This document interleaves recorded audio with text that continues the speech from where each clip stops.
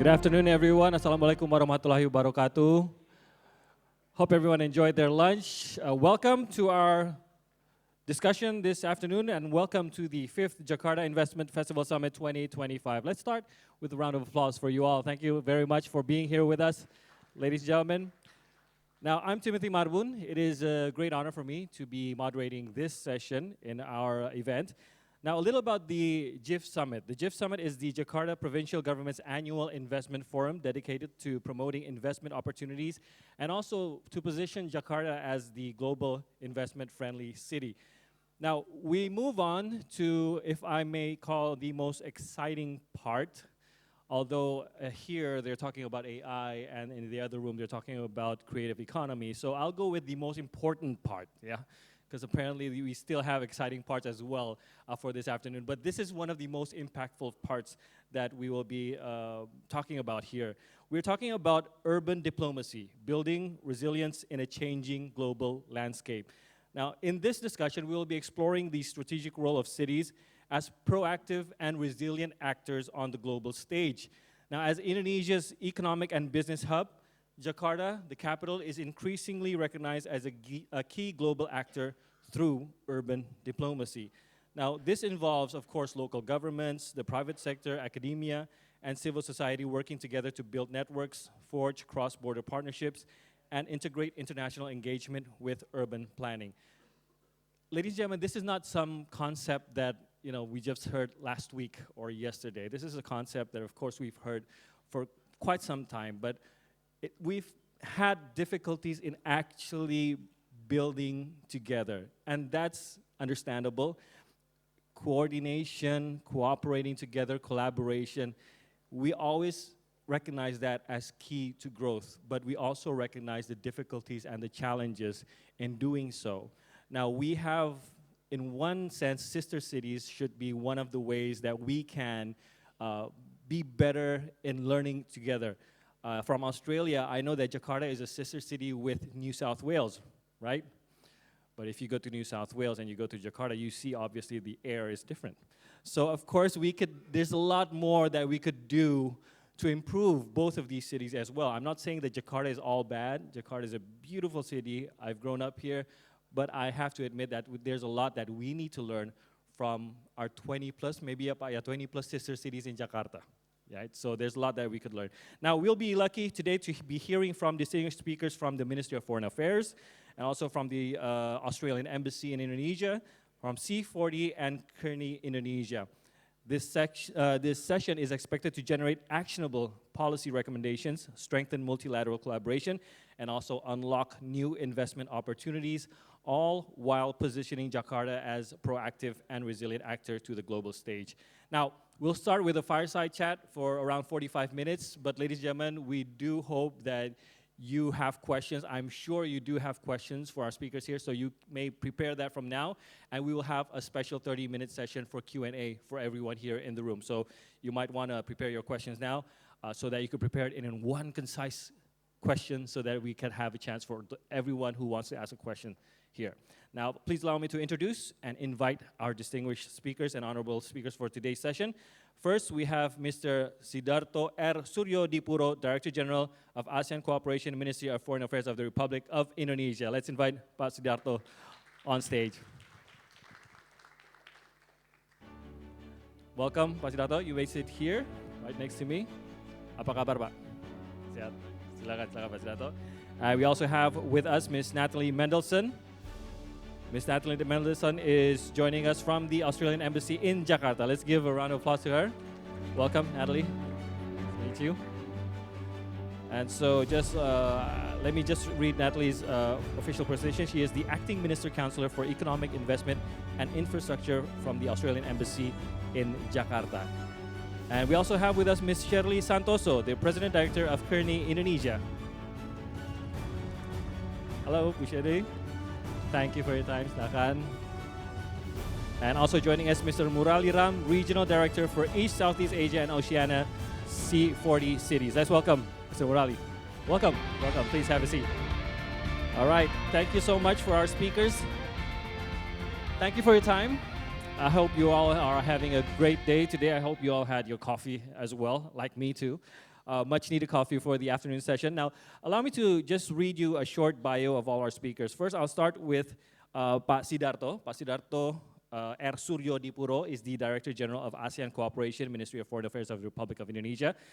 Pak Sidharto is a distinguished Indonesian Foreign Service Officer, currently serving as Director General for ASEAN Cooperation at Indonesia's Ministry of Foreign Affairs, and also an Indonesian senior official to ASEAN.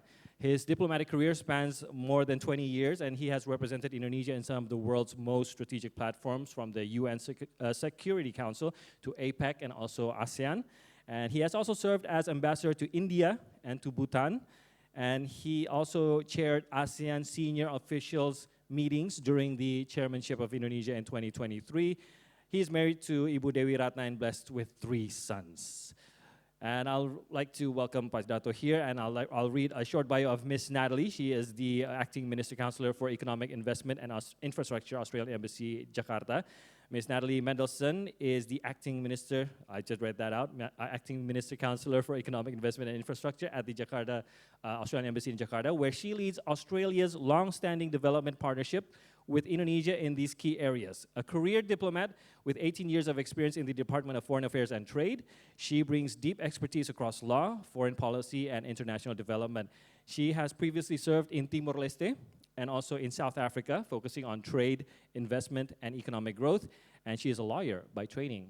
And she is also passionate about energy, infrastructure, and urban design. We welcome Natalie here on our stage. Next bio is Ibu Shirley Santoso.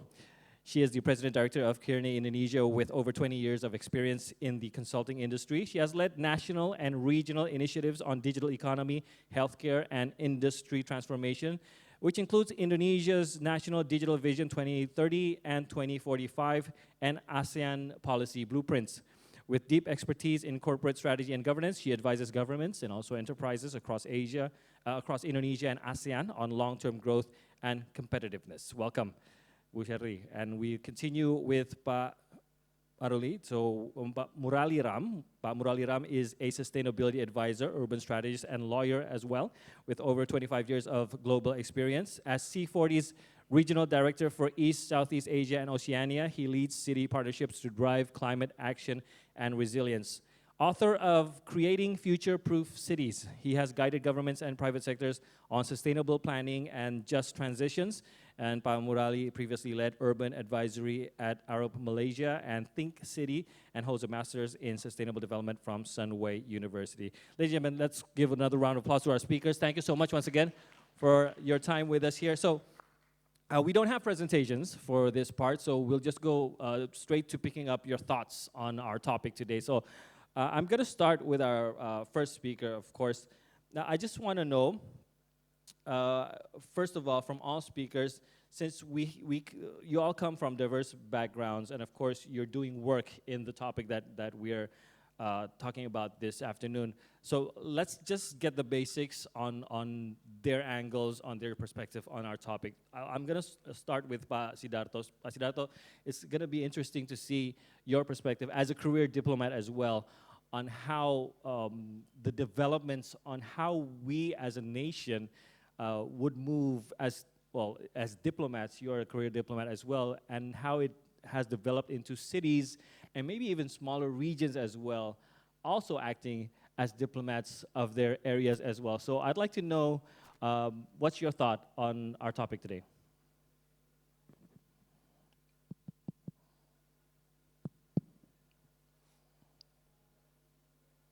Okay, thank you.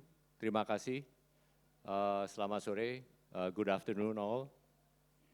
I'll probably be speaking of mixed Indonesian and English. I think majority of the audience is Indonesian. Jadi campur-campur. Bebas, Pak. Nggak apa-apa. Bebas. Jadi saya adalah Direktur Jenderal Kerjasama ASEAN. Fokus saya adalah pada ASEAN. Dan bagaimana peran Jakarta dalam mendukung diplomasi ASEAN. The role of Jakarta in supporting ASEAN diplomacy. So the first question is, why does it matter? Why is ASEAN important for Jakarta? So first of all, Jakarta has become a diplomatic city of ASEAN, diplomatic hub of ASEAN. Jadi Jakarta adalah tempat berkumpulnya berbagai proses diplomatik di ASEAN. Nah, ASEAN itu apa? What is ASEAN? ASEAN is 10 members. In a few weeks' time, it will be 11 members. The headquarters, the ASEAN headquarters is in Jakarta. Yep. There are about 60 ambassadors in Jakarta accredited to ASEAN. And there are various meetings of ASEAN taking place in Jakarta. Jadi dalam komunitas diplomatik di Jakarta, di Asia Tenggara, itu dikenal yang namanya the Jakarta Process. So this has become a branding, the Jakarta Process. The Jakarta Process maksudnya adalah pertemuan-pertemuan, kegiatan-kegiatan diplomatik yang berlangsung di Jakarta, di ASEAN Headquarters. Jadi itu yang pertama. Kedua, karena ASEAN dalam 60 lebih tahun perjalanannya, membuat kawasan yang stabil, ada ASEAN Free Trade Area yang terus berkembang, sehingga ASEAN itu menjadi suatu regional economic entity, suatu regional supply chain tersendiri. Jadi misalnya waktu ada perubahan-perubahan pada tarif Presiden Trump, maka yang jadi masalah bukan hanya misalnya Amerika dengan Indonesia, tapi di ASEAN keseluruhan yang merupakan suatu supply chain tersendiri juga menjadi suatu persoalan. Jadi ada regional perspective. Kalau ada misalnya Pak Timothy buka pabrik di Indonesia, perspektifnya itu bukan hanya pasar 270 juta rakyat Indonesia, tetapi perspektifnya adalah 700 juta rakyat Asia Tenggara, karena ada perdagangan bebas. Jadi itu adalah kenapa ASEAN penting, dan di Jakarta juga ada berbagai misalnya chambers yang perspektifnya adalah ASEAN. Jadi kalau US ASEAN Business Chamber umpamanya, mereka juga concern terhadap tarif. Bagaimana akan berdampak pada bisnisnya di Asia Tenggara, supply chain-nya di Asia Tenggara. Jadi itu kenapa ASEAN penting. Dan satu lagi, ASEAN itu adalah tempat di dunia itu yang sangat unik setelah New York. ASEAN itu adalah satu-satunya tempat di mana pemimpin negara-negara besar bertemu. Jadi KTT nanti tanggal 26 sampai 28 Oktober akan ada Presiden Trump, akan ada Prime Minister Narendra Modi, akan ada Prime Minister Albanese, Prime Minister New Zealand, Premier China, kemungkinan Perdana Menteri Jepang yang baru akan datang, Presiden Korea yang baru akan datang, Presiden Rusia kita belum tahu. Tidak ada tempat lain yang begitu banyak pemimpin negara besar itu datang. Jadi itu menjadikan kenapa ASEAN penting. Nah sekarang bagaimana ASEAN bekerja. Jadi disinilah di ASEAN dengan diplomatic hub di Jakarta tercipta suatu diplomatic network. Dan network of diplomacy dan network of prosperity. Nah yang sekarang harus dilakukan ke Jakarta untuk maju ke depan dan kembali ke tema tentang global landscape. Jadi Jakarta harus meningkatkan fasilitasinya dan fasilitas. Antara Kemlu dengan Pemprov DKI, kita bekerja sama, Pemprov DKI akan membantu merenovasi ASEAN Headquarters, sehingga akses publik menjadi lebih besar, publik bisa datang. My son is going to be very happy for that. That's the hope, that's the expectation. So the public becomes more aware. The government of Indonesia would have to also strengthen its facilities, facilitation. So that's our responsibility ya. Sebagai bagian dari Indonesia itu adalah tugas tugas kita. But sorry, just to cut you there. It's interesting that the provincial government decided that, and they're gonna fund it as well. Yes. Oh, interesting. They will help renovate to make public access, greater public access. And provincial government and the ASEAN Secretariat will cooperate to develop an ASEAN library, both physical and digital. So in essence, to enhance greater participation. Interesting. And greater support, and strengthen the brand of Jakarta as a regional diplomatic hub, as an ASEAN diplomatic city. We also have to be mindful. Kita juga harus ingat bahwa ada pesaing. Yeah. Singapore is also a capital city, a financial capital city. It is also a center for diplomacy. Bangkok is where the UN ESCAP is located. So we have competition, but Jakarta is in a very good position. And 2 weeks ago, pada pertemuan Menteri Perdagangan ASEAN, Indonesia menyampaikan kita mau menjadi host country dari Secretariat of Regional Comprehensive Economic Partnership, RCEP Secretariat. RCEP is the largest trade agreement in the world.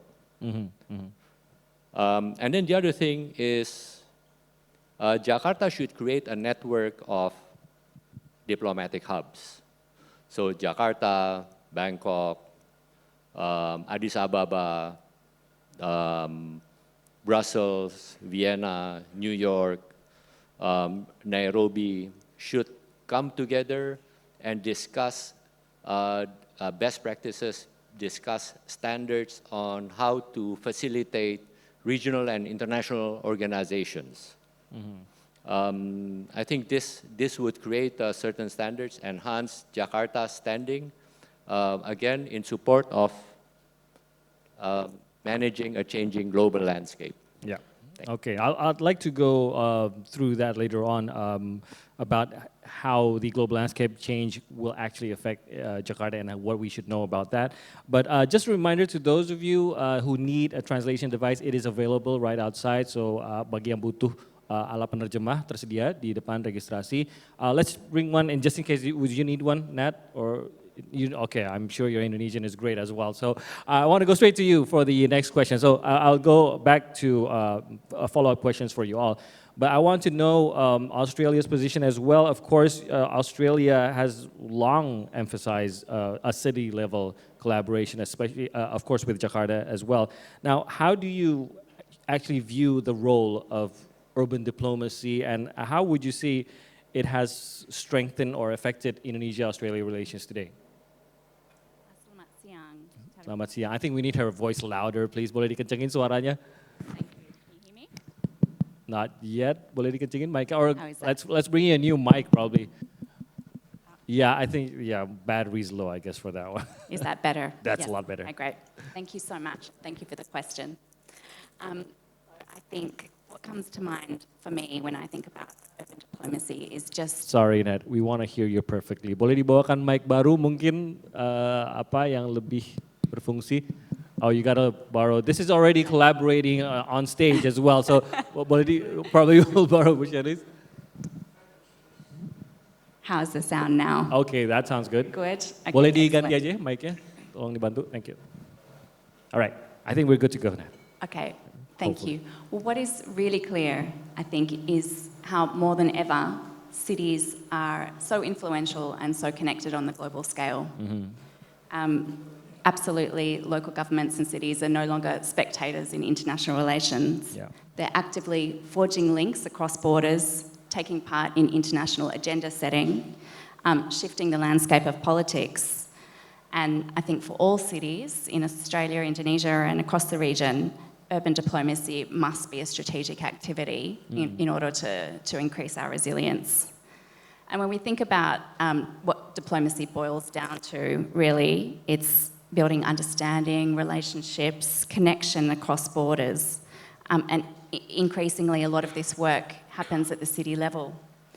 And of course, this is because cities matter so much. You know, they're matching economic activity so efficiently, suppliers, consumers close together, knowledge sharing at the city level is so important, and that's why cities have become so important in driving innovation.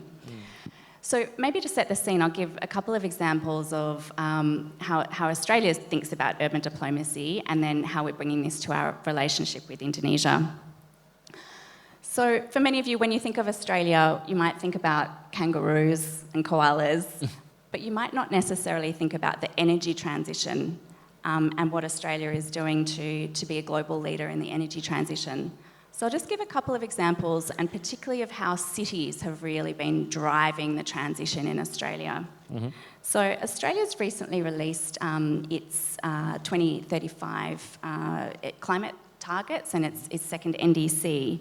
We have a pretty ambitious target of 62 to 70% reduction of greenhouse gases on 2005 levels by 2035. And particularly, we're making a major transformation of our electricity grid. So in the last 6 years, we've doubled the share of renewables in our national electricity grid. We're going to double this again in the next 5 years to reach 82% renewables within our electricity grid by 2030. And this is part of a much broader investment. We've invested about 60 billion in our energy transition. And much of this has been driven at the city level. So in South Australia, we're close to 100% renewables in our grid. A lot of that work has been driven at the local government level. The City of Sydney also has an incredibly ambitious environmental management strategy and emissions targets. They've planted over 10,000 trees. There are drought-proofed and light-coloured pavements. A lot is being done to reduce sort of the urban heat island effects at the city level. I think the Australian experience has been that these actions taken at the city level matter tremendously in terms of people's quality of lives, and in terms of the energy transition and mitigating climate change more broadly. And Australia is bringing these approaches to our diplomacy and our relationship with with Indonesia and Southeast Asia more broadly. So increasing investment is a key priority for Australia here in Indonesia.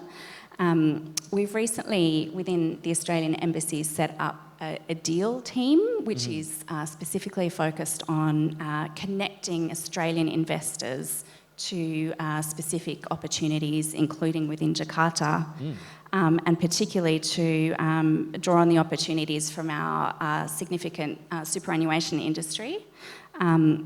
We have also a Southeast Asia financing facility valued at $2 billion, which is providing loans, guarantees, and equity and insurance for particular projects.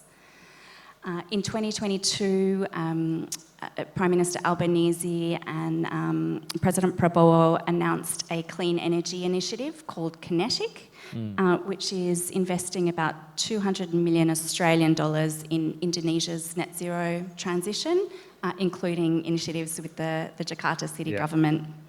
And a range of other initiatives are really focused on building resilience within urban landscapes, urban mobility and transport networks, and supporting Jakarta to tackle some of the challenges around air quality, congestion, and resilience to climate change. Yeah, all much needed. So thank you. So that's the basis. We want to know more, of course, about what's happening. But just to be fair, I don't think about kangaroos when you say Australia.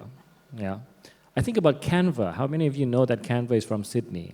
You use Canva probably every day, but that's interesting, and that's how things, when we talk about urban diplomacy, we talk about a lot of these good things happening on climate change, disaster resilience and so on, but we also want to talk more about investments that could happen, the transfer of technology and knowledge and so on. There's just so much potential that could happen between these two parts at a city level as well. So we'll go more on that, but we want to know where Jakarta is for now, and I guess, Shirley, you'll have the answer for that.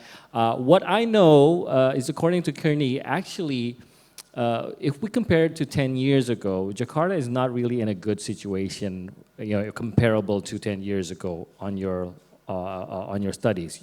I might be wrong. I hope I'm wrong, but we have the means to be better. So at least tell us, where are we now? What did we do wrong, and what do we need to do to get better? Sure. And by the way, today we will release our new ranking, so let's see where Jakarta fares. It's still blocked at the moment. Oh, it's still blocked at the moment, okay. Yes, but could you just give us a little bit of a preview? Anyway, what I have to say is that, of course, there's a lot of improvement that the government has been doing. Okay. In 2024, but I'll tell for the 2024 Okay. ranking. So 2024, Jakarta is ranked number 74 out of the 155 global cities in the world. The year before, it was the same, so it's actually stable. But Jakarta dropped 20 positions if you look at the last 9 to 10 years.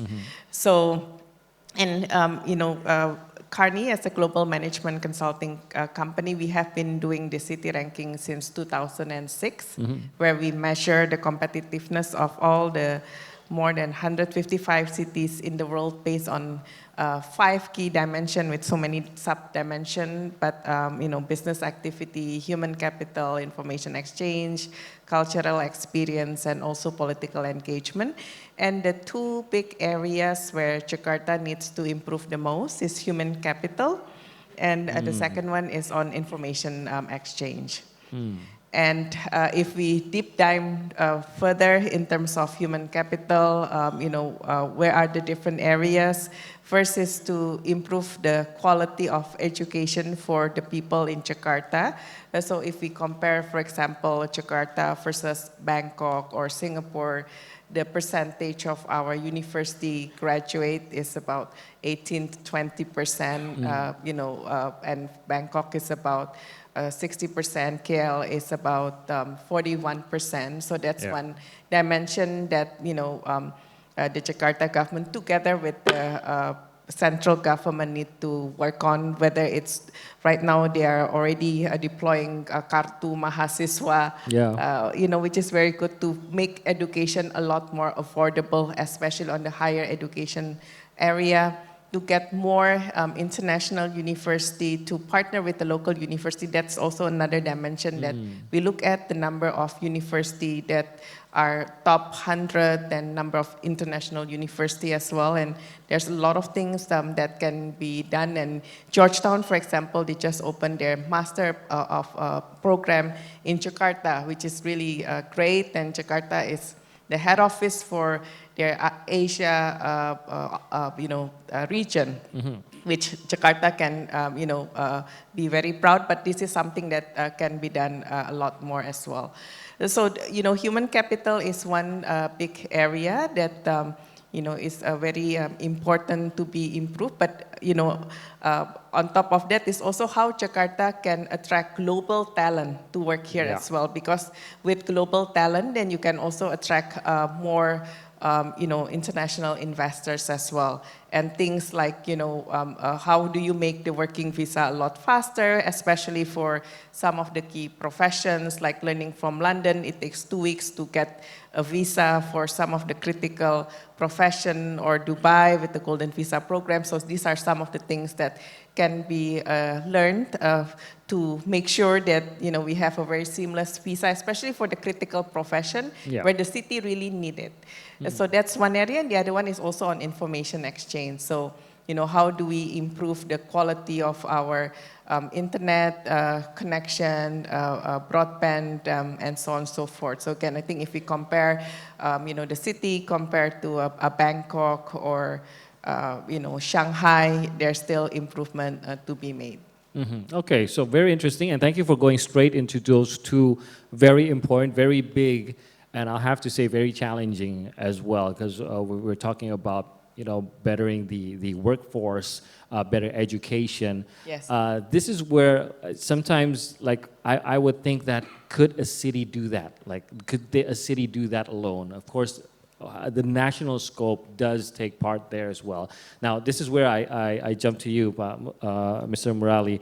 So, there are challenges that cities need to tackle when they're trying their best to connect, to open up, and to attract more development, attract more talent, attract more investments, and so on. But of course, every city has their own challenges, has their own difficulties, and has their own characters. So what has been, if we talk about urban diplomacy, what has been probably the key factor of those successful stories, or at least those who always show improvements by implementing urban diplomacy? Well, that's a tough question. I worked all night to build that up. Yeah. So. I've been seeing you 4 days in a row now. Seriously, you were in, okay. Yeah. That's I was in another event, Asia Exchange. Asia Exchange, yeah. And he was the master of ceremony. Okay, so some background. So I'm asal dari Pulau Pinang. Ah, okay, Malaysia. Tapi sekarang tinggal di Kuala Lumpur. So I can maybe use that as a backdrop. So I think the key thing is similar to what a colleague here said about ranking. Right? One thing that investors and talent look for is good livability, and that's actually quite critical in a way. Yeah. Right? So from a talent perspective, you want to go somewhere where it's easy to live. You can send your kids to decent schools. Yeah. There are international schools. There's something called the stickiness factor, meaning you want to keep coming back. Yeah. And this is where investors, this is what excites investors as well. So, so Penang has been quite successful in doing this. It's like the Silicon Hub of Asia. They want to, label themselves as such. But what has happened over the last 30 years is that they make sure that when they bring potential investors, those who want to set up factories, the Intels of the world, etc., they give them a good time. And then, so you immediately can feel that this is where you can go and sit and have a good meal, and this is where you can go and have a good drink, and that's where you can have a party, and this is where you send a. So there's a lot of the diversity of things that all makes up what a good city is. Not essentially always directly related to why they're there. Yes, because the competition, look, the basic infrastructure, everybody's offering. You got power, water. I mean, these are basic. I'm not talking about it, right? I mean, obviously, if you want data centers, you need to have ample water. Yeah. And you need to have green energy. That's the direction of travel. So once you take care of these things, that's a given. Then the rest are the soft factors, right? How do you get to work? What's the air quality like? Yeah. What's the temperature like in the city? Is it bearable or unbearable in the summer months? So it's these soft factors that I think eventually would determine whether investors and talent would want to come to the city. Now, I'll also add one more line here, which is healthcare. Right? And Penang is famous for healthcare. Yeah. Even I have difficulty getting healthcare in Penang because it's full of Indonesians. Yes. So, Let's be honest here, ladies and they and gentlemen. prefer to treat the, so anyway, that's because of the insurance system, right? So these are the things, the services that the city can give, right? So just to conclude, if I were to look at the topic and we talk about changing global landscape, because I am with an agency that, an NGO that works on climate change. And with climate change, you're having a lot of stresses and shocks. So the city must be in a position, or has demonstrated it's able to respond to these shocks and stresses, heat stress, water stress, floods, etc., in a quick and effective way. And so it's safe for me to invest in that city. It's safe for me to come and work in that city, right? And adding to that also access to good education, not only at a tertiary level, but also a primary, secondary level. Interesting, because as mentioned by Bu Shirley, of course, those that you mentioned, they become the standard that has to be fulfilled, right? It has to be fulfilled first.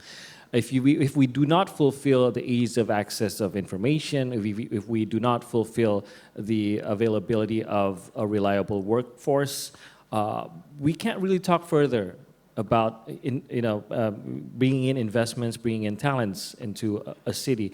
So those are the things that we must fulfill. And I'm guessing there's a certain point where this is the standard, this is the benchmark, this is the probably we could call it the bare minimum.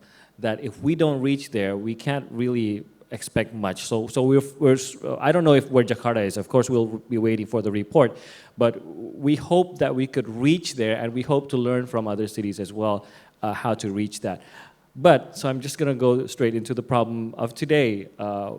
It's really hard, to read the global landscape at the moment. It's really hard to know, of course, what Trump is going to say tomorrow. It's really hard to know what another country would say to Trump, and suddenly Trump will impose something to that other country, and so on. As well as it's really hard to read on how our leaders are reacting to other world leaders who probably another certain leader doesn't like, and so on and so forth. So we're not experts in this.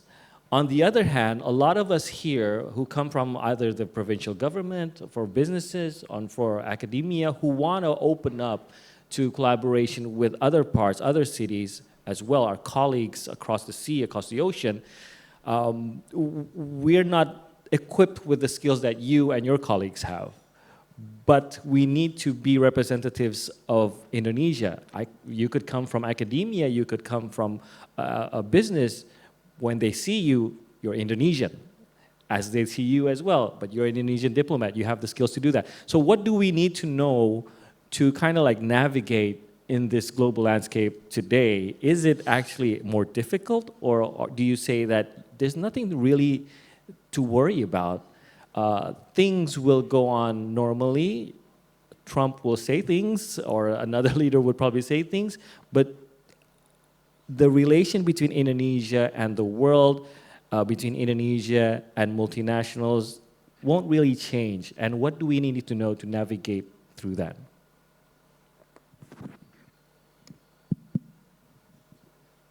I think one of the best and easiest way to do is to network in the region. And in the region, so for ASEAN nationals, you travel in Southeast Asian countries visa-free. And there are various kinds of flights. Sometimes it's easier to fly to Ho Chi Minh City or to Bangkok than to fly to some far-flung corners of Indonesia. Sometimes it's even cheaper, but sometimes. It's even cheaper. Sometimes with better aircraft. Sometimes, yeah. The irony. So it's cheaper, it's easy, it's visa-free. And in today's world, as you described, we need to fall back more on each other. Now, this region is a region of almost 700 million people. According to World Investment Report by UNCTAD, UN Conference on Trade and Development, last year it was a region that received the second highest level of investment. So it's still growing. The first was the US. But it's dropping in China, in Europe, in Latin America. So there is a lot of optimism in the region. So obviously we are doing something right. But also it's a region of common challenges. So when we talk about climate change, for example, global warming, did you know that Southeast Asia has 2 seasons of forest fires? So one is around Indonesia, which you know, but also in mainland Southeast Asia, it has its own season of forest fires. So that's why ASEAN had set up what is called the ASEAN Center for basically to manage cross-border pollution. exactly to handle this. And then ASEAN has a common power grid, at least an ambition towards that end. And especially today, where there are countries like Singapore with ambitions to become a center for data centers, that probably it could not generate enough energy on its own, enough electricity.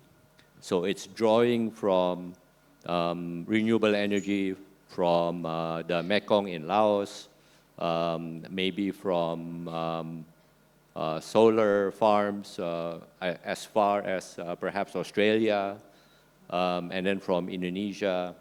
So we are developing all of this. So the short answer to your question is we need to fall back more and more on each other. And this applies also for trade, for investment, for supply chain, for education. Like it or not, the world is fracturing. Globalization may not be ending, but it's transforming. And our neighbors are our friends, and we have to cooperate more with them, like we have on the panel here. Yeah, and I would just want to ask you a follow-up on that. As you said, we're talking about the region, so we need to fall back to our region where the potential is there. Where does Australia fall on this? Because it's our neighbor as well. Is there any potential in there as well? So one very important instrument or element is when ASEAN and Australia celebrated 50 years of partnership. So Australia is, with Japan, they are the longest standing partners of ASEAN. Yeah. Goes back to 1973. I was already born, perhaps many of you were not. But it goes back so far. And I think not only from that summit in Melbourne in 2024, early 2024, we reaffirmed and had the vision to move forward. But Australia also came out with what I see as a very important study or instrument called Invested. And in essence, this report or this publication is about how Australia can engage through investment with the region. Because the question that the author asked was, how come Southeast Asia is our nearest neighbor, but our investment does not reflect that? It frog leaps the region, whereas this is the most important region for Australia. So how do we enhance this network? Of course, people-to-people relations is quite strong. Yeah. The number of Indonesian students to Australia, Australian tourists to Southeast Asia, but still a lot more can be done. And I think Australia is also having its own internal debate about the nearest region, about the great powers, about geopolitical competition, US, China. So it has its own internal debate on this. And Australia has this, I think what they understand as a fear of abandonment. So it has to make sure that it always has friends to fall back on. Yeah. And for Indonesia, of course, this is something that we welcome because it's our closest, among our closest neighbor. Yeah. So something we built on. Yeah, agree. And that's the thing. We always hear about Australia, of course. We are the nearest, well, one of the nearest countries next to Australia. If anything happens to the world, we are your neighbors. You probably want to borrow sugar from us. So, and vice versa as well, because we are neighbors. There's no chance of moving our islands and your islands as well. So we'll be here forever. So, as you said, why doesn't it reflect? So, do you think more could be done at a city level? Instead of waiting a national movement for that, more could be done on a city level? And let's stick to Jakarta, because if I want to talk about Bali, everything has been done with Bali as well, and to Australia and back. Jakarta, can there more be done, or where do we need to focus? Thank you so much for the question. I guess at the macro level, for Australia, when Prime Minister Albanese was re-elected earlier this year, his very first international visit after being re-elected was to Indonesia. And at that time, that shows a lot, right? he reaffirmed that for Australia, there is no bilateral partnership more important than our relationship with Indonesia. So there's certainly a lot of effort going on at the Australian Embassy at the moment to implement the invested strategy. We see inwards investment as a really significant part of the bilateral relationship, and this includes at the city level. So there's a big uplift going on in that sense at the moment. And I think it might be of interest to those in the room to know that there has actually been quite a lot of commercial interest from Australia in some of the opportunities around Jakarta's urbanisation. So this has included, for example, Macquarie Bank, one of our biggest asset managers, investing in Tower Bersama and pursuing investment in telecommunications and data centres. Toll Group has recently announced plans to expand. Toll is one of Australia's largest logistics companies. And of course, coming back to the theme of education, Australian higher education providers have a really strong interest in Jakarta specifically and the region more broadly. Monash University in Jakarta has been providing postgraduate education since 2021, and these offerings are going to expand to include undergraduate degrees. And we are also more and more seeing Australian investors interested in the opportunities from Jakarta's public transport and mass transit opportunities. And so I think coming back to that question of, you know, what can we do at the city level? I think the answer is a lot. I think urban mobility and what Jakarta is doing in the urban mobility space is a really good example and provides a real demonstration effect as well for other ASEAN cities who are facing sort of similar kind of challenges. And this is an area where Australia and Indonesia have been working quite closely together. So we've been working on things like, we call it transit-orientated development and pedestrian design, really to enhance that urban mobility aspect in Jakarta. This has included initiatives at the Klender Lama station in East Jakarta, the new Sudirman Gateway transport interchange, which is significantly bringing together commuter and airport train lines. So I think what Jakarta is doing in this space, and particularly with the MRT, LRT, the Trans-Jakarta busway, which is actually, I think, the most extensive bus rapid transit system anywhere in the world, these are providing really good examples, not only for other Indonesian cities, but for all of ASEAN. So I think, you know, Jakarta should be really proud of the progress that's been made. And on a similar theme, in Bali, we're working together on electrification of buses and electrification of public transport. So I think all of these things are really important things that can be done at the city level. And then, of course, increasing private sector investment is you know, a key aspect of urban diplomacy, I think, and one that Jakarta is excelling at.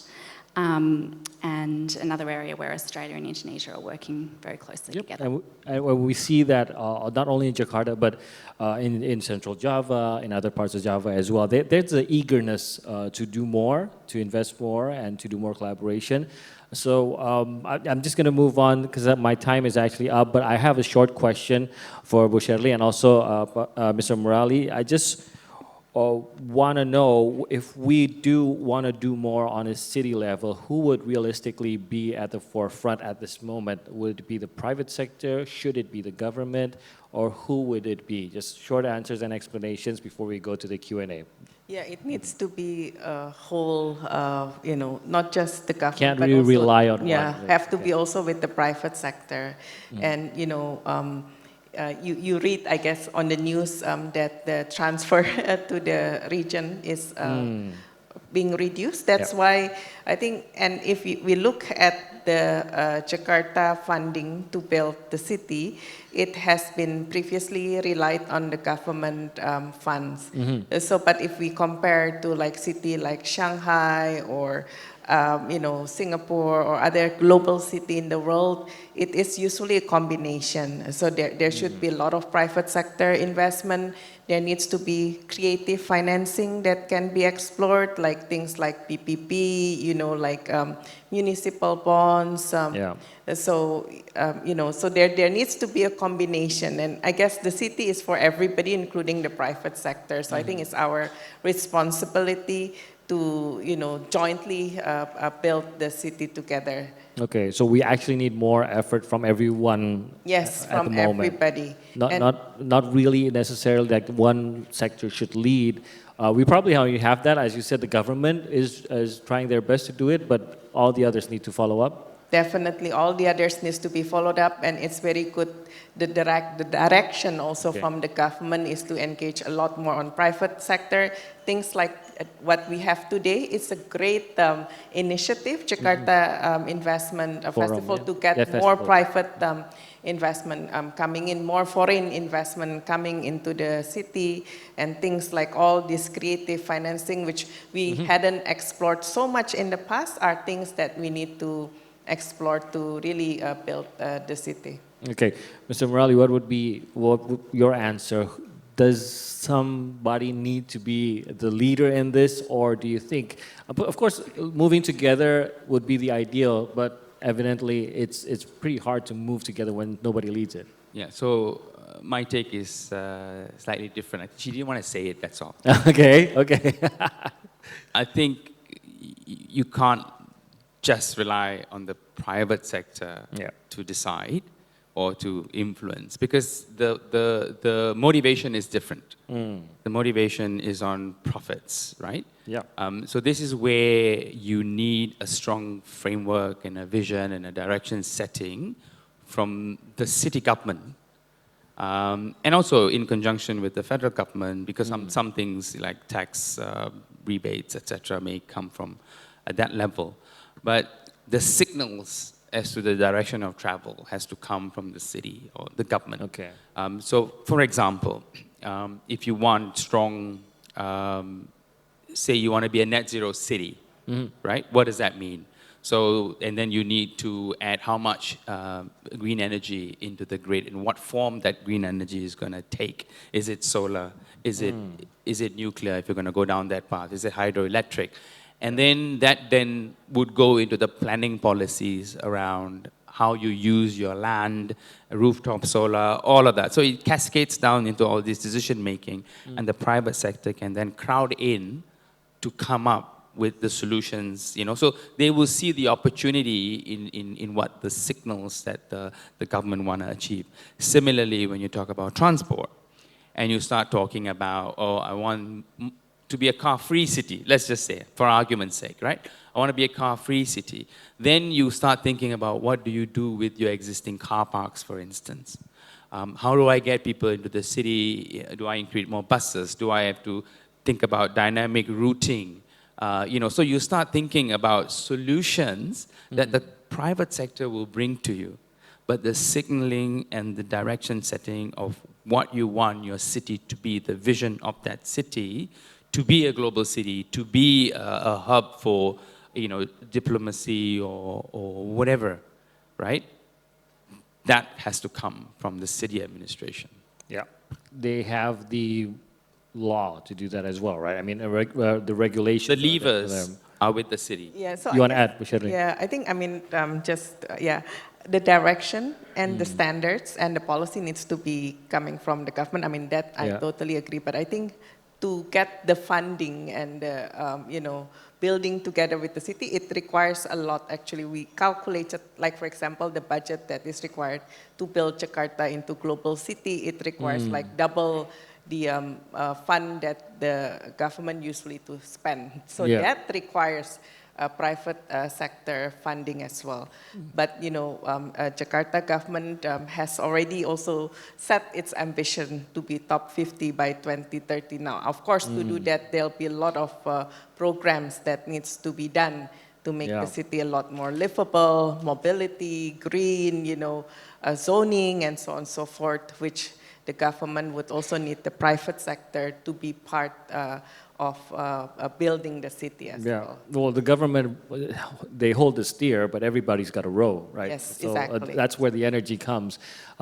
So everybody's got to move, as you said, but of course it needs direction as well. So, and the government is probably the best in position to do that. Now we have a Q&A, ladies and gentlemen. Any questions from the floor? Please do raise your hands. Do we have any questions? We talk so clearly, they're clear about everything, I guess. So nothing to ask. Anybody, please. Oh, hey, we have a question here from this gentleman. Boleh dibantu mic-nya? I thought we covered everything. Silakan Pak, disebutkan dulu namanya. Yes, my name is Primadi from BI International. I would like to ask for Pak Sidharto and also Ibu Natalie on this, and for let's say about urban diplomacy. So may we know more about how the Ministry of Foreign Affairs promote Jakarta or as a global city abroad, and especially because Ministry of Foreign Affairs is a nationwide institution, so just cannot help Jakarta's government as well. So we'd like to know more because even though that now Jakarta still status as a capital still in back and forth, because now IKN is like the political capital. So, but eventually, sooner or later, Jakarta will become the business gateway to Indonesia, just like Singapore for the whole region. So, in Asia Pacific. So, how will the Indonesian government capitalize that? Of course, in a way, our neighbors in ASEAN is a friend, but also sometimes they call like sibling slavery, right, between Indonesia and Malaysia, as also with the Vietnam, because in my line of work, many, mostly Western companies would like to come to the region, and the two top countries to visit was always Indonesia because of the social market and also the growth of Vietnam, but eventually mostly they are staying more in Vietnam than Indonesia. So that's my question for you, Pa. And also congratulations, because I heard that you became the permanent representative of Indonesia to Geneva soon. So, hopefully that you can represent us better in the national states. It's in WTO, it's for WTO, right, Pa? UN and WTO, okay, of course. And also for Ibu Natalie, so, in your opinion, it's like what is the best way for Australian companies to overcome the challenge of investing in Indonesia? Because of SEPA is already been like 5 years, and from the trade side, I've heard that mostly the interest is more from the Australian side into Indonesia, but Indonesia is still reluctant to go there. So. Just want to know how you overcome the challenge as well. Thank you. Thank you very much for those questions. So we'll go straight to the answers. Sidharto, you may start first on, it's interesting that Kemlu, of course, the Foreign Ministry, of course, promotes Indonesia, but do you actually also push for certain cities to be focused on? Jakarta is already well placed as a diplomatic hub, as a diplomatic city. I think today there are, a rough guess would be about 300 diplomats that are assigned only to ASEAN meetings. And they meet in the ASEAN headquarters in Sisingamangaraja. And this is what we want to build up. Because in a world that is fracturing, where geopolitical competition is intensifying, the need for diplomacy has never been greater, at least not in the past 30 years. And diplomacy requires a home, requires a venue, requires a place. So global diplomacy may be New York, maybe Geneva, sometimes other cities. But for the region, Jakarta should be increasingly the preferred place. It benefits from ASEAN headquarters. And remember that Southeast Asia is physically neighboring leading countries. It physically neighbors India, China, the United States, the Russian Federation, important countries like Australia, Japan, Korea. That's physical neighbors. And it is a crossroad of the world. And it is economically, Southeast Asia or ASEAN is the largest trading partner for China. I think for Australia, it's either number 1 or number 2. For India, it's number 1, depending on the year. Number 4, the largest for United States. So it's a very important region. We want this to be a hub. United States investment in Southeast Asia, the stock capital investment, the stock investment, is larger than its investment to China, Japan, Korea combined. So it's very, very significant. So this is, when we talk about being a global, playing global leadership, we start by playing leadership at the regional level because it will have global significance.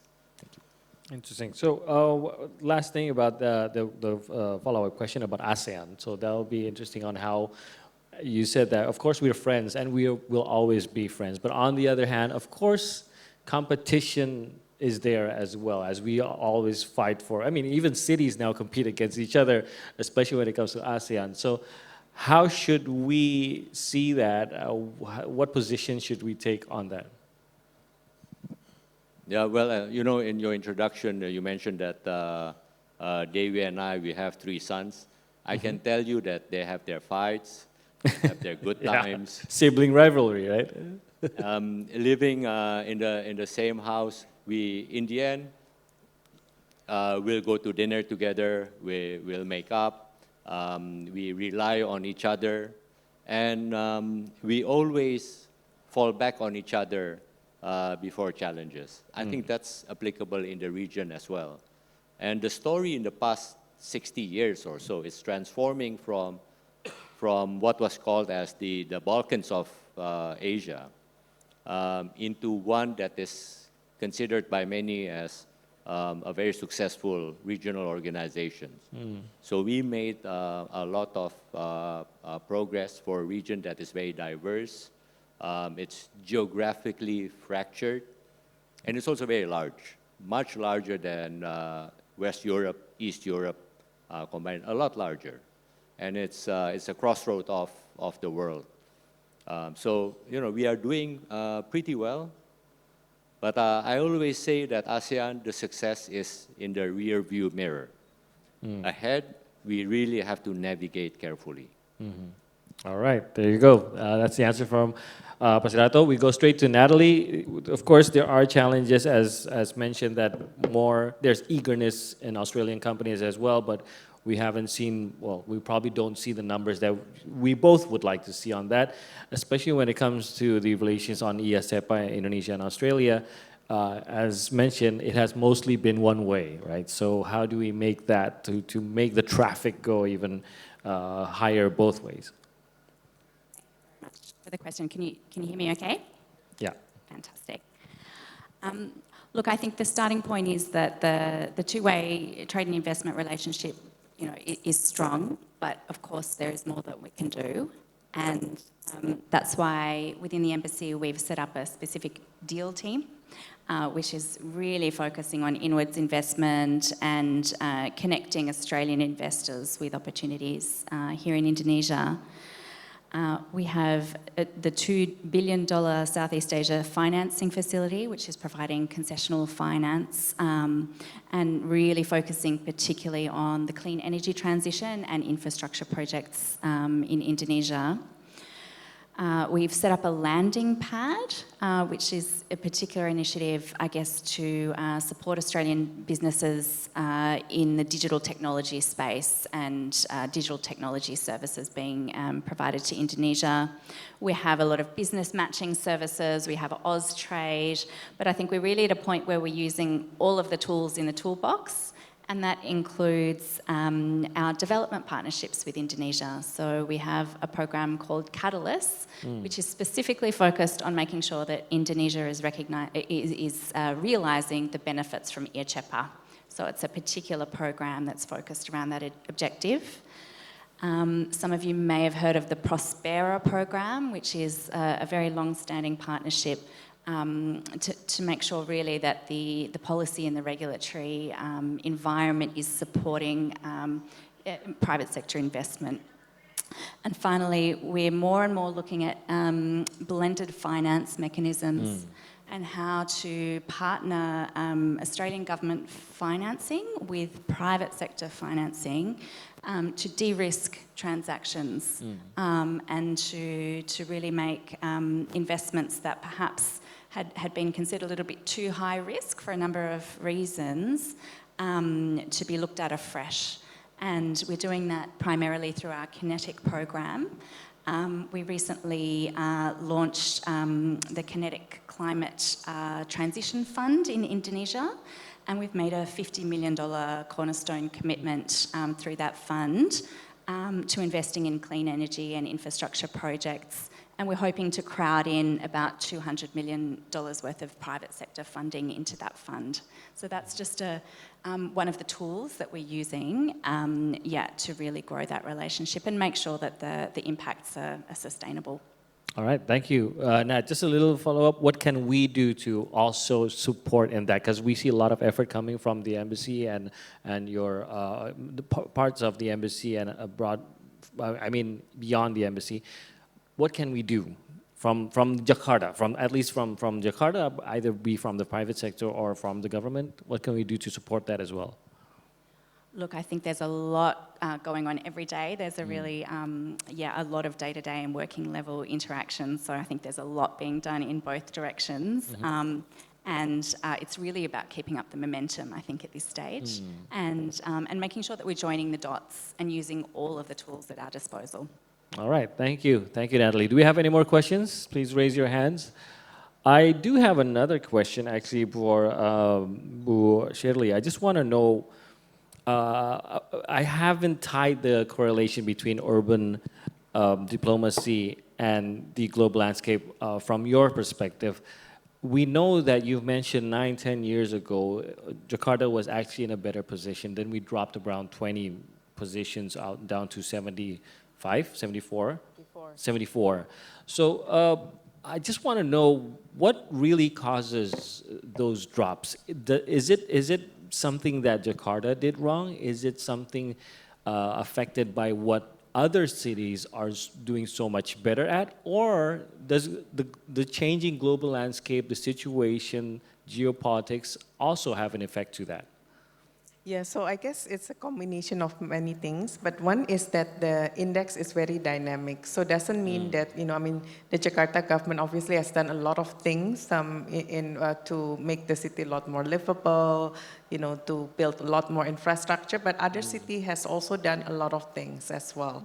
So if we look at the index, like some of the Chinese cities, they improved their ranking by 20 points, 10 points. How do we do that? We want to do that as well. If you look at, for example, Chongqing or, Shenzhen, Shanghai, there's a lot of things that the city government have been doing to improve the city, whether it's on the mobility side, whether it's on the infrastructure side, creating SEZ, making, attracting more international universities or international schools and livability as well. So, there's a lot that we can also learn from this city. That's why the topic on urban diplomacy is, I think, it's very good because there's a lot of things that Jakarta can also learn from the sister city as well, like the C40, And Jakarta has a lot of sister cities, and there's like for example, if we compare Jakarta to the top cities in the world, like Tokyo. Tokyo used to be a sprawling city just like Jakarta. So again, I think there's things that Jakarta can learn from Tokyo, how it can have a better zoning. Things like Amsterdam, how with the sea level that's rising. So again, there's things that Jakarta can learn from Amsterdam as well. So again, I think there's a lot of things that Jakarta can learn. So the government has been doing a lot, and I think the Jakarta government has been also very active in fostering the urban diplomacy through the sister city network as well. And I think this year the governor went to UN, attending, and also meeting all the different mayors, and that is a great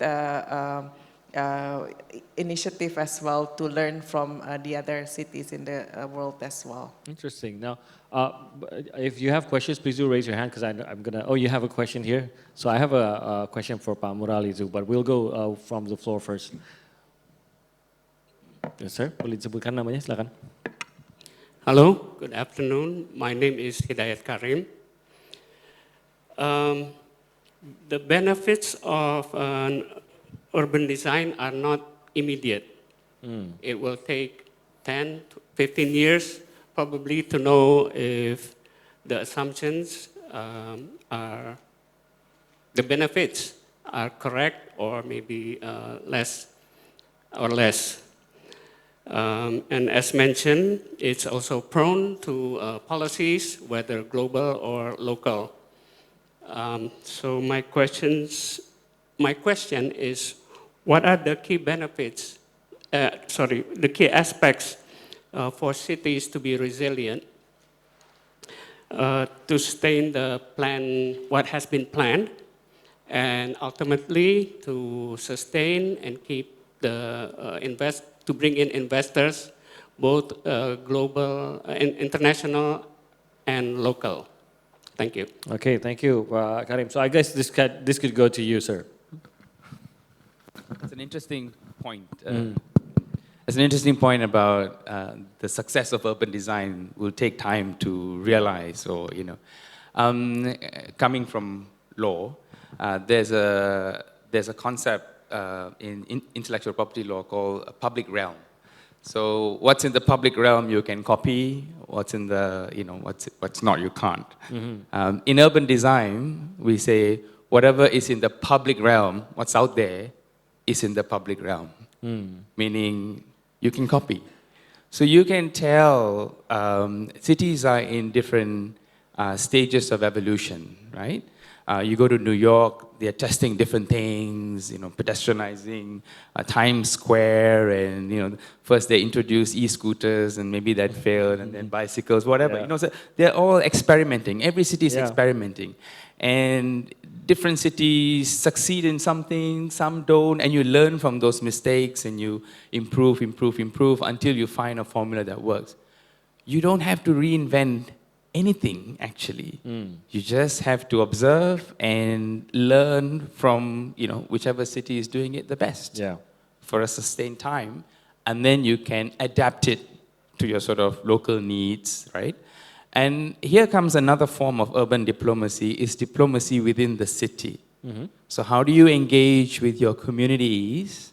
So I'm talking about, the DKIJ, for instance, right? So you've got the Jakarta government, then you've got your communities, and how do you get the buy-in to implement these good urban designs that you think is going to work in Jakarta? But because without that buy-in, there won't be that support, upkeep, etc. So there's also that sort of city-level diplomacy with the residents that need to also come out. And for that, you need to be able to demonstrate what's in it for them, in a way, right? Yeah. So what does it mean in terms of quality of life for your resident cities? On the subject of bringing in investments and all that, it's a very generic term when we say, what do we do to bring in investment? And of course, you want to compete with your other sisters, right? Yeah. Kuala Lumpur and Vietnam, da. But really, we all have our own niche. So what is that niche that you want to focus on? Because we don't have to go after everything. It's not like a Michelle Yeoh movie, right? We need to focus on, okay, is it biomedical science you're after? Is it pharmaceuticals? Is it new energy? Like what China's doing, they just focus on new energy. So it is about building that ecosystem. Because it's not only about identifying what you want to do, but in so doing, you need to build the ecosystem, which also includes your talent pipeline, bringing the ecosystem that can support the bigger guys who come in. So you need to have all those in terms of tooling, maintenance, tooling production, maintenance, guys who can come and do design, all of that depending on the industry. So, and it's so wide. You can go from sustainable aviation fuel to aerospace to food to, you know. So there's just so much out there now that you know, we just need to focus and sort of coming back to strategy, right? Yeah. I'll just leave one comment.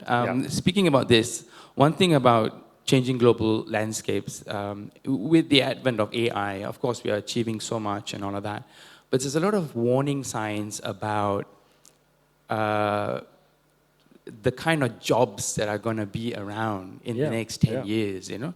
Even, you know, Jensen Huang from NVIDIA, he's saying, oh, the plumbers are going to have a lot of work going forward because our jobs may be taken over. You know, so there is this thing.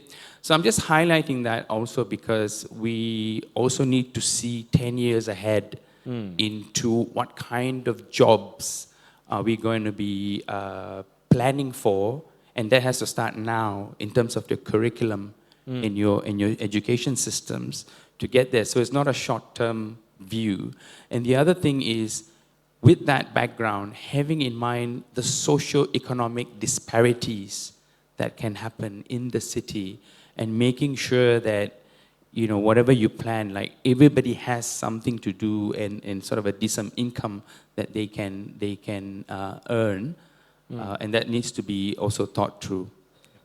So one thing I wanted to ask you, and it's interesting to look into communities, but when you said that what we can do, especially like cities like Jakarta, I mean, it's a big city, it's a budding city, and Pak Sidharto also mentioned that it's one of the very unique cities where a lot of world leaders can actually convene in one space.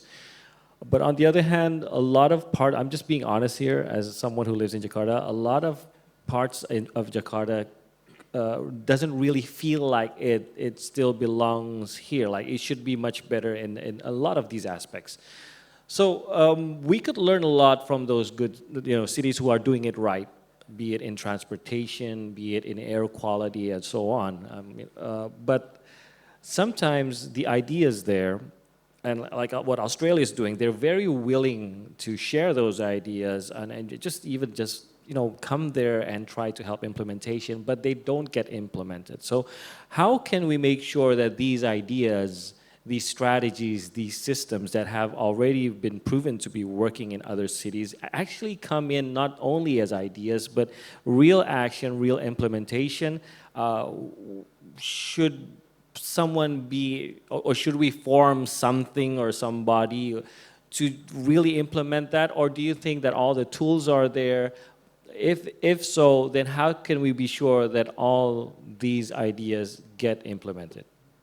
So maybe quickly, this is again coming back to the private sector, public sector conversation. And in many cities, they have this sort of like city and business climate, or city and business alliance, so to speak. So you actually deal with the chambers of commerce and industry associations, etc., right? So it could be the landscape guys or the developers and all that.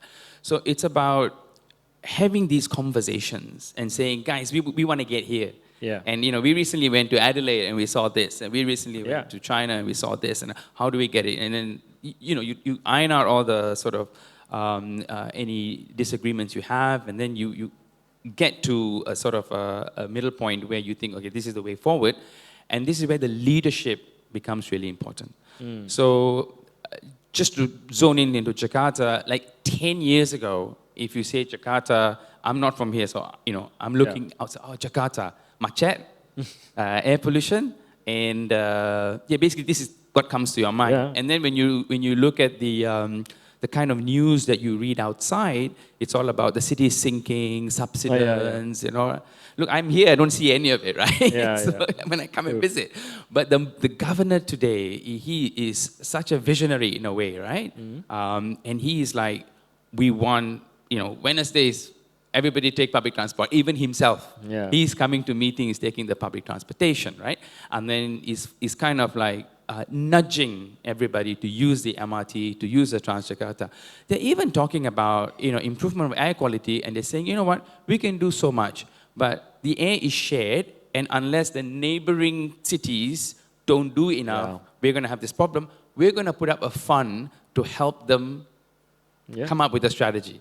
As sensors, how do they leave their cars there? Don't come into Jakarta, please take the train. So these are and conversations that you have within your immediate neighboring cities. So he is taking that leadership. And I think that's really critical to have that. Yeah.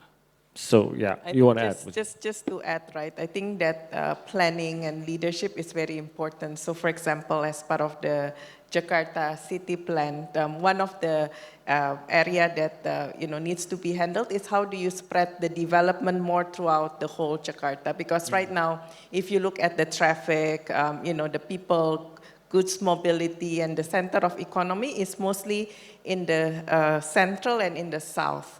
Going forward, you need to spread more economic development to the north, to the east, to the west. Then you also spread the, the people and car movement as well, the traffic. So you need to have economic engine that is running in the north. How do you transform the northern area and the Pulau Seribu area, for example? How do you transform the east to become a friendly and green industrial estate zoning that can create another economic engine? How do you transform the West to become a very modern educational kind of center? So I think these are the things that are being put in place in Jakarta that needs to be there and planned and also engage the different stakeholders as well. Those are big and bold plans. Could those planning still take place in a city as packed, as big as Jakarta, established as Jakarta? It needs to be done,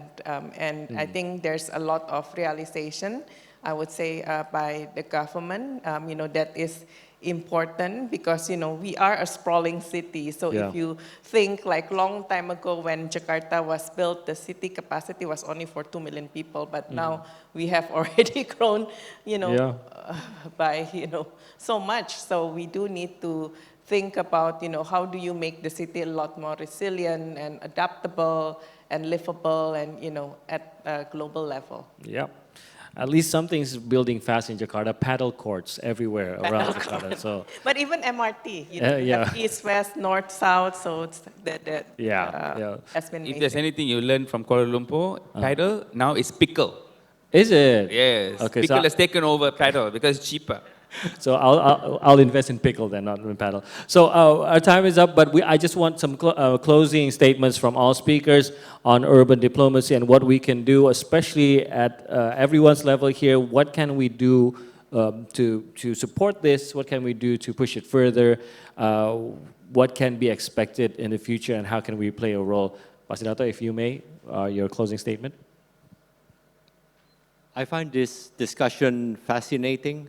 I learn a lot, not that I'm envisioning ever to be an expert on city development, but what I see is also a paradox in Jakarta. So go to Senopati area, we have first-class, first-world restaurants, establishment, and we have third-world traffic management.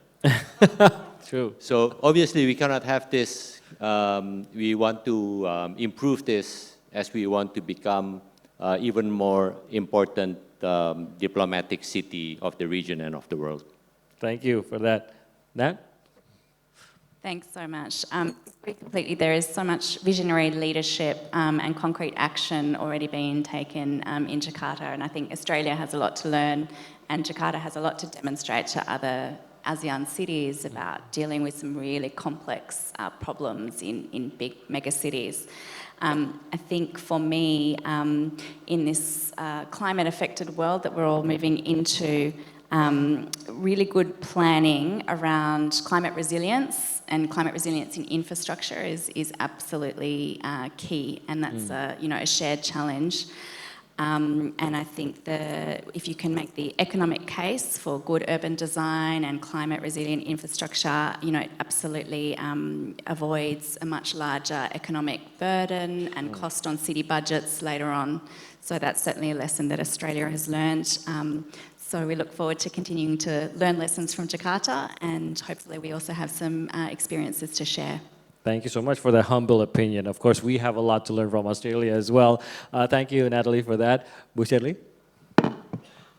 I think from my side, I think everybody has a role to play. Yeah. So, Jakarta is our city. So we have to love our city. So it needs a whole village to build the city. Yeah, true. Thank you, Bu Shirley. Murali? Just reflecting on what was discussed, I think from my perspective, the city most comparable to Jakarta from my perspective is Bangkok. Because the scale, it's just, we're talking about a really mega city. There's nothing like it in Malaysia, there's nothing like this in Australia. So it's just the sheer population density and how also the social structure and all of that. I think there's a lot that you can learn from each other, Bangkok and Jakarta.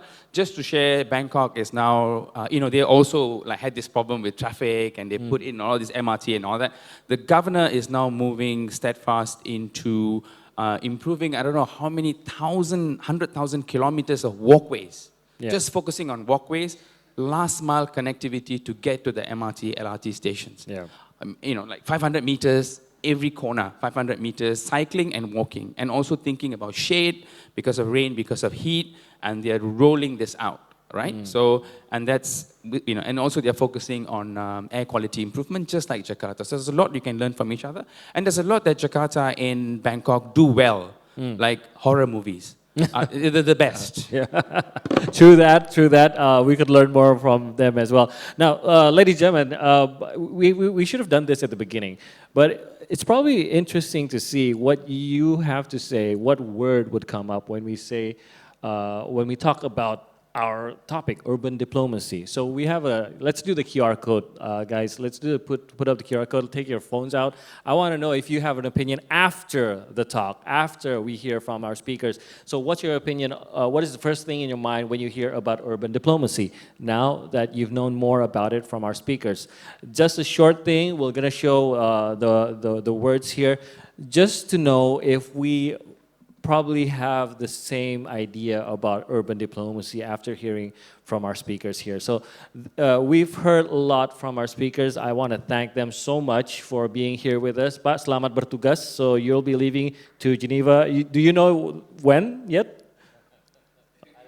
Yeah, we'll have to ask the president, of course, for that. So, but of course, we wish you the best there. And Nat, thank you so much, Natalie, for your time with us. Very eager to see the works of the embassy with Indonesian as well. I know how much the embassy always, become the drive to work more with Indonesians on every aspect, academics and so on. So we're very eager to see what collaboration and how it will make impact. What time is your report coming out, Bu Shirley? We want to know more. Is it soon? How many hours do we have to wait?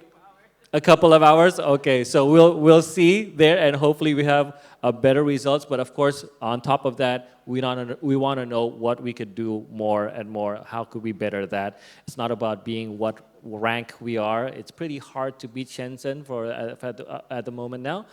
But we want to take it a step forward slowly, but get there for sure. And Pak Murali, I just want to, apparently we've met for the last 4 days. Thank you for the previous event as well. But if you remember, Pak Murali, yesterday there was talks about apparently those who bring the biggest impact, those who touch lives immediately and the faster are those closer to ground. So jumping on what Shirley also said, everyone here has a role. If we don't go out like Pak Sidharto to be an Indonesian diplomat outside Indonesia, if we throw our trash in the right bins, if we use public transport, if we get the education, the best education that we can get, we're still playing our role in making Jakarta a better place. And if we talk to our communities about how we could build this together, that's even a bigger impact. So everyone plays a role right here. Thank you everyone for joining us. So let's see, what's the word? Sister cities, collaboration, and resilient city. Improved leadership is a key, as we've talked here. So let's see, let's push our leaders to implement all those good ideas, because when it does get implemented, we are the ones who will be enjoying the fruits of that. Ladies and gentlemen, let's give a round of applause to our speakers. Thank you so much, everyone. And I believe we have a photo op. If you may just please stand up, and we'll take a photo of all our speakers here. Once again, thank you for sharing your perspectives. Let me just move my script here. Okay.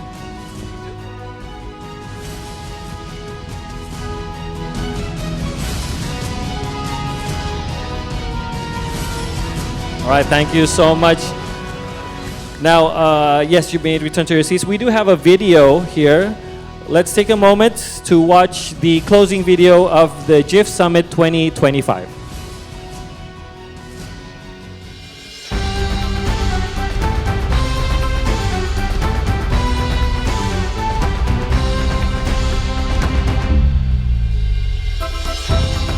Now we have RIFE. At the end of JIF 2025 event series, I welcome you to collaborate with us and foster Jakarta to be a better city for all. See you at the next Jakarta Investment Festival. Invest now, invest Jakarta.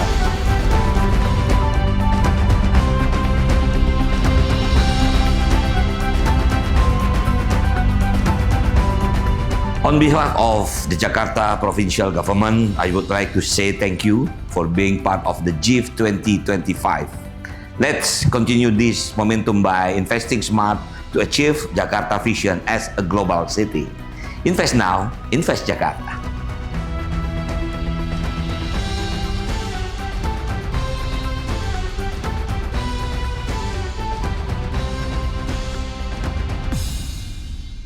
And with that, we bring our event to a close. Let's give a round of applause, ladies and gentlemen.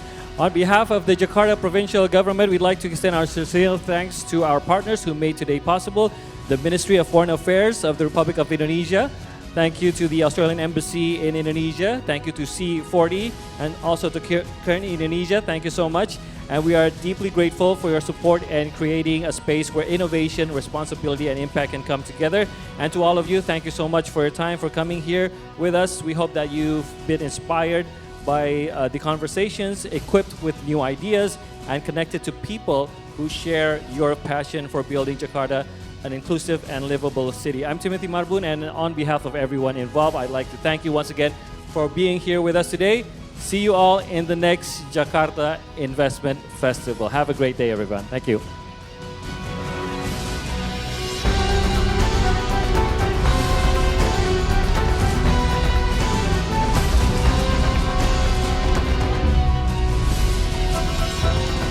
Now we have RIFE. At the end of JIF 2025 event series, I welcome you to collaborate with us and foster Jakarta to be a better city for all. See you at the next Jakarta Investment Festival. Invest now, invest Jakarta.